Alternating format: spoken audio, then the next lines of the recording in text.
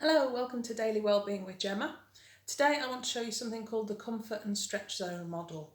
I usually use this to help people think about resilience and being adaptable, learning over time, but today I want us to talk about it from a more emotional wellbeing perspective. So we'll start off with the comfort zone, and this area is filled with a range of people, places, activities, maybe even foods and hobbies. So I've put a couple of examples on there: going out to the cinema, seeing friends, listening to music, might be even clothes. And what people can often think of this is that the comfort zone is filled with things that make us feel comfortable. It might be the case for some of those things in there, but actually what everything in here has in common is that it's predictable and it's familiar. So what I mean by that is familiar in the, we've known our friends for years, we know the process involved in going to the cinema, these things have a certain rhythm to them, we're used to it, and because of that it's predictable, we generally know what's going to happen, how we're going to feel. These things can be comfortable, but we can also have bad habits in there. And some of them can be quite damaging for us. At the lowest end, if we take something like biting your fingernails, it's familiar, it's predictable, but it's maybe not comfortable, maybe not good for you. So you can get some trickier things in there as well. So the stretch zone is the opposite. This is things that are unpredictable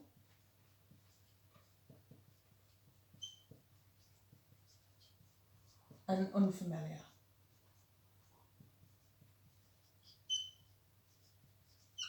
So classic examples that come up is meeting new people. Because they're new, they can't be familiar. You can't predict whether they're going to get on with you.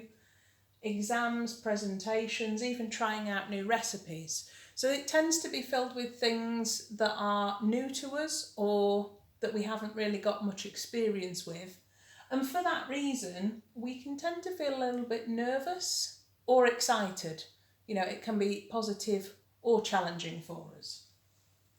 Now, when I talk about this model in normal circumstances, I get people to imagine what would life be like if you only did things in your comfort zone.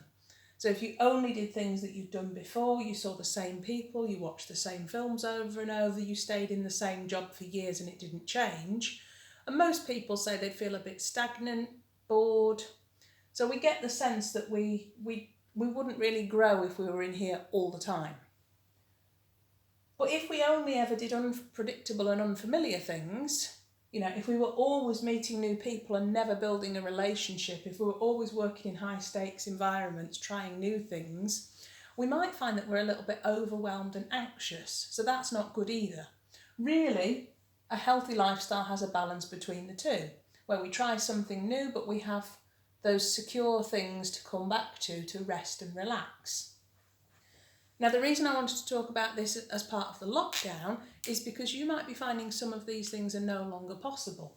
So we can't go out to the cinema, you can't see friends in person, some people are not going to work, you can't really meet new people in person, exams might have been cancelled, they might be being done digitally, you might not be able to get the recipes you want.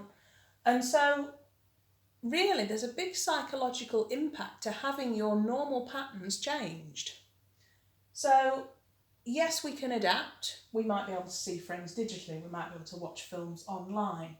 We might be able to study remotely. But because these things have changed, the emotional impact will be different as well. So, I haven't really got an end goal for this. It's more just raising a question of, what were the types of activities, people, places and things in your comfort and stretch zone? And which ones have gone? And how is that affecting you? And it might well be that, if you were particularly introverted and and your comfort zone was well established in your own home, maybe you've still got these things. And so you've got that predictable and familiar stuff, but you're missing out on the stuff that challenges you. Or maybe vice versa, it might be that you've lost your comfort zone and now you feel out of your depth and you've only got the unfamiliar things. Either way, it's about noticing What's changed for you, and what do you need to bring back into your life to create that balance? If you are missing predictability and familiarity, how can you bring that in? If you're missing a little bit of excitement and new stuff, how can you bring that in throughout the lockdown? Another thing I'll say is just to remember how adaptable we can be. We've been in lockdown for 4 weeks now, so maybe when it first started, you know, lockdown, social distancing, video calls, all of that was well out in the stretch zone. We were really anxious because everything's new.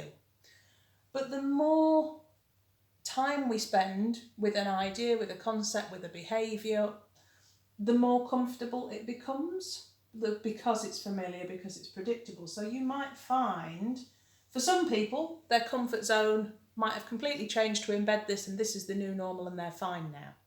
For other people, it might still be a bit awkward, but they're getting used to it. And for some people, they might still feel very much out of their depth. This is personal to you, but it's just a reminder that if you are finding that you're having challenging emotions, it's normal, because you're going through this model, and new things and getting used to patterns is a challenging thing for us to go through. We get there eventually because we're an adaptable species, but it takes time. So don't worry about comparing yourself to other people. Don't worry about trying to get back to normal, because this is not a normal situation. This is just about you recognising, how are you feeling, what's causing that, and accepting it so that you can start making decisions about what you might want to do to tackle it. So I hope that's helpful. If you've got any questions or comments, drop them below, and I'll see you next time. Bye.